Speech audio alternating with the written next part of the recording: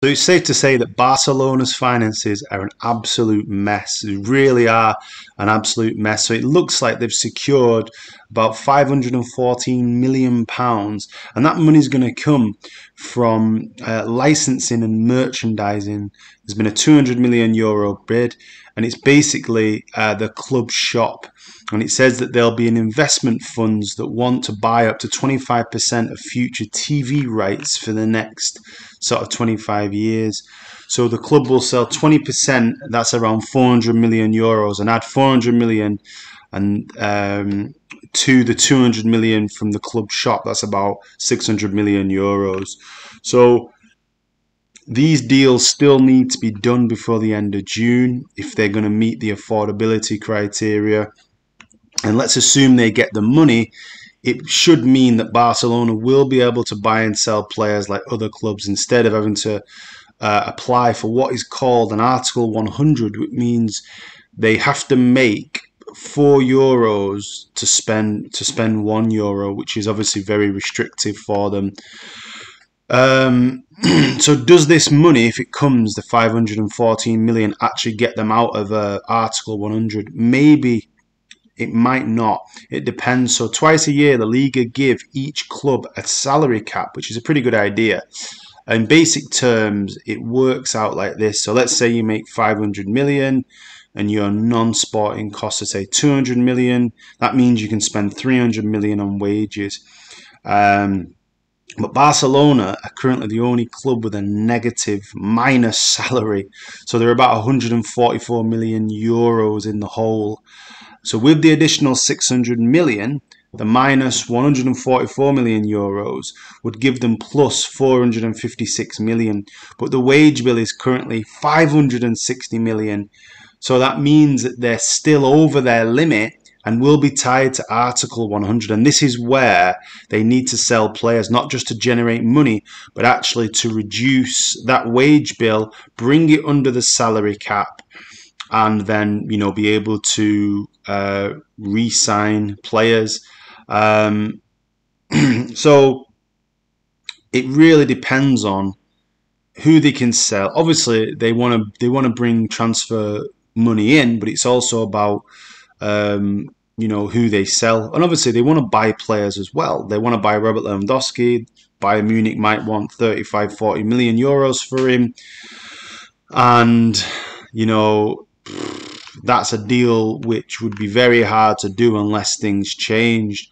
Now, in terms of De Jong and Manchester United, they still need to cut their wage bill. As I say, the wage bill is 560 million euros. They probably need to cut it to around 400 million euros. So they need to get rid of about 160 million euros from the wage bill, which is a huge amount.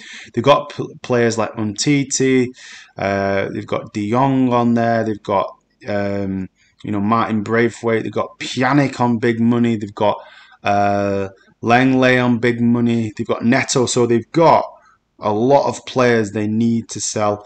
De Jong probably gets paid around 20 million euros, so on his own, he's only 20 million euros of that 560 million wage bill, so there's still 160 to go. And to sell him brings money in, and the flip side, it also reduces that wage bill. Basically, probably 10 players need to leave, and some of them are on long contracts and some of them are on big contracts. The alternative is to, as I say, is to sell De Jong, sell maybe Serginho Dest, you know, and try and replace them with cheaper players.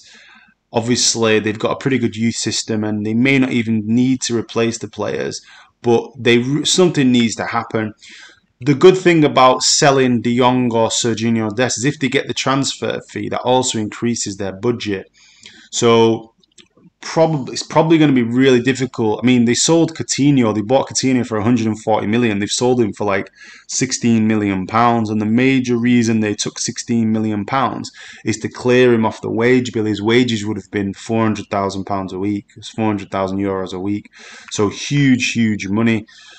And obviously, they're still being linked with players: Bernardo Silva, Lewandowski, Jules Koundé, Carlos Soler from Valencia. And they've also got players, free transfers who've been lined up as well. And they won't be able to register those players without sorting the finances out. They've been linked with Azpilicueta, Marcos Alonso. And you've also got players like Ousmane Dembele, whose contracts come to an end. He would have been on a huge contract. And he's a free agent. They may re-sign him, but they may not. So all in all, to recap, Barcelona need to ensure that this finance deal comes off, reduce their wage bill, bring money in for transfers, and they need to clear, if they can, 200 million euros from the wage bill, which is best part of 12 to 14 players. Now, even if you gave them free transfers, those players have to leave. Those players, if they're on huge wages, won't probably go somewhere else and be paid less wages. So you either have to, someone's going to buy them and probably pay them the same wages, which isn't going to happen with players like MUFC. Or they need to leave of their own volition, and they're not. As I say, some of them are sat on 4 and 5 year deals worth hundreds of millions of euros, so they're in a right mess, and let's see what's going to happen. But if I was Manchester United, I think a 50 million euro bid for De Jong will be sufficient to ensure that you buy him. I think they'll take that to clear the wage bill and to bring in 50 million euros.